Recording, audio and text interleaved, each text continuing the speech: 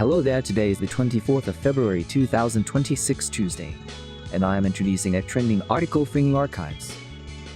I am your host Nino, broadcasting from my incredibly comfortable bed chair. But before we dive into the science, did you hear about the data scientist who tried to compress it? Might I know that makes absolutely no sense, but let us move on to the main event. The title is SPQ, an Ensemble Technique for Large Language Model Compression. The curl is (2.18421). It is quite a fascinating read, so let me break it down for you. The big problem this paper is trying to solve is that modern AI models were just way too big, and they demand massive amounts of memory and computing power. This makes it super hard to run them on everyday devices, or even on affordable cloud servers. But here's the catch. Doing just one of these things can only shrink the model so much before the AI starts getting confused and making mistakes. Of the technologies out there like vector sparsect, well, really good just one or two of these methods. Well, this paper introduces a new framework called SPQ, which cleverly combines all three techniques into one harmonious system. They realize that different parts of the AI brain need different shrinking methods. So they use singular value decomposition specifically for the attention layers. They use Pruning to cut dead weight from the feedforward layers, and then they apply a deep-bit linear quantization across the board.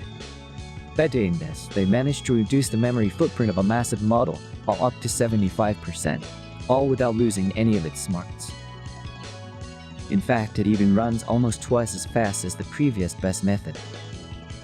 So how does this actually apply to our everyday lives? I've got 3 specific application examples for you. First, think about the smartphone in your pocket. Right now, most smart AI features have to connect to the internet to process your requests on a giant server. But spend compressing these massive models. We could run powerful AI directly on our phones, which means your voice assistant would work perfectly even when you have no signal, and it would keep all your personal data completely private. Second, this could revolutionize small smart home devices. Imagine a smart refrigerator or a thermostat that has a tiny memory chip inside. Normally, you could never fit a smart language model on there.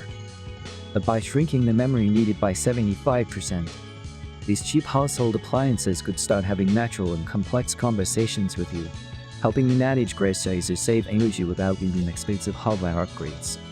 Dude, think about local businesses and startups. Renting massive client servers to run customer service. Chatbots is incredibly expensive, and it eats right into their profits. Thanks to the SPQ technology, a small business could download a highly capable AI model and run it locally on a standard affordable computer sitting in their back office. They'd get top-tier AI performance while saving thousands of dollars on computing costs.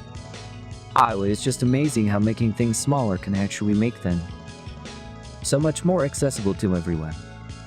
I really love reading about clever engineering like this, especially when they mix different methods to find the perfect recipe.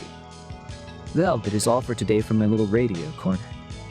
I hope you found this deep dive as captivating as I did, and I will catch you on the next broadcast.